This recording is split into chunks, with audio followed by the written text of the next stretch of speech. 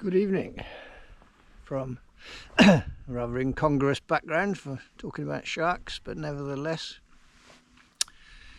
that thumbnail I've got up and the picture that's up now or coming up shortly and some others, that's a fin whale, second biggest whale in the world.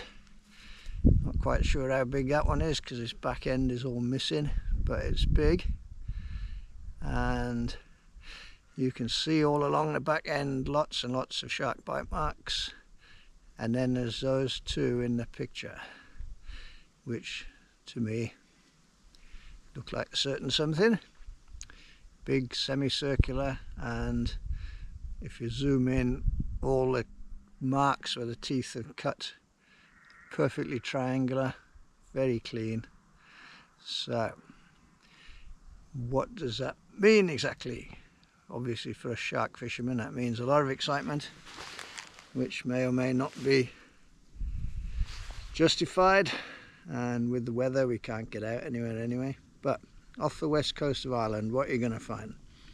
Close in, poor beagles, they're mostly fish eaters. I haven't read of any instances of them being seen feeding on dead whales. Their teeth are wrong, long straggly teeth for catching fish. And you've got blue sharks a bit further out where the water's 100 feet deep plus. They definitely feed on dead whales, dead anything. They have got the serrated teeth, but they're generally sub 100 pound, although you do get them up to 15 feet, so they could leave a pretty big bite mark in that whale. Anybody's guess. Then if we go out about 100 miles off the west coast of Ireland, you could encounter white tips. Again, average about 100 pound in weight. Definitely would feed off a whale carcass. Other than that, makos. There's been a hammerhead seen over there by a drone last year or the year before. Not a huge one, but just means they're there, and the sea has been pretty damn warm this year. So questions are, how long would a bloated whale floating on the surface stay up for? In other words, how long has that one been out there, and how far could it conceivably drift on the ocean currents before it landed in Ireland? The Bay of Biscay is not that far away, 1,000 miles. Definitely white sharks there. One of the American ones crossed the North Atlantic Ridge for the first time ever recorded. Now, some of those animals over there have travelled, I think, just this year, or certainly since they've been tagged. I don't know how long the tags last for, but one's done 48,000 kilometres. So coming across to Britain and back wouldn't be much of a trip for him. So where has the whale come from, and what's been lunching on it? To me, yeah, those bite marks look pretty definitive. Obviously I'm no expert, but I've been out there with the sharks a lot in the last few years. There's nothing I've seen out there that would be able to do that. And certainly nothing that we catch has teeth that would leave those marks, really. So is that a great white? And if it is, how far out was it when he came for lunch? Did he follow it? Did he come with it? The film I've seen, they tend to stay with the carcass.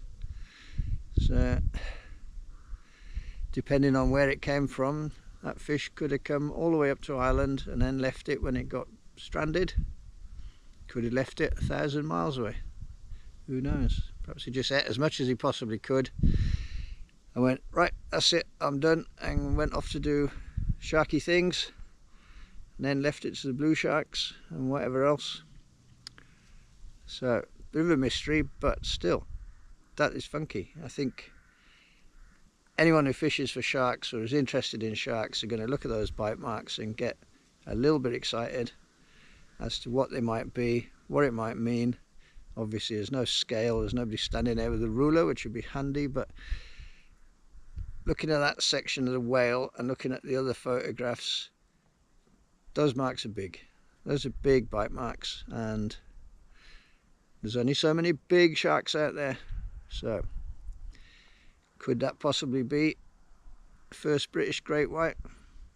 Well, I personally think they've been here before and possibly still here, just not in numbers, so nobody knows. And there are people out there looking for them. There's various scientific teams out there and various amateur teams or singles out there, and a whole bunch of interested people who would just love to find one. And there are odd photographs here and there and accounts of big sharks that could well be white sharks. So the book's open on this one. I don't know, but I would put some money on it. I bet 10 quid that's a great white. Wherever it bit it, don't know, 1,000 miles away maybe, but still very interesting, and it's not long happened, so possibly that fish is still out there. But I'm in England now, in a field. The shark is somewhere off the west coast of Ireland, between there and America, and there's a lot of space between me and it. So I won't be seeing it, but somebody out there might, and somebody out there might see a first, and if they do, hopefully they'll film it so you can get positive ID, etc, etc, etc. And we shall just wait and see if anybody else on the good old YouTube has got more information, or going to go out there looking, or, well, who knows, maybe they'll just fake it. AI is pretty good now. We'll just stick a shark in the sea off the Irish coast, call it a great white, job's done, Bob's your uncle, off for breakfast to your medals. So I'm going to get back to my sunset, which is over there somewhere. Now I'm in the dark, and I shall leave you completely in the dark, same as me, as to what shark it is, but super interesting. And I thought I'd do a little rant about it before it drops completely out of my mind, like everything else does, and I forget about it. So thanks for watching, if you did watch, and if you made it to the end, tier medals for you.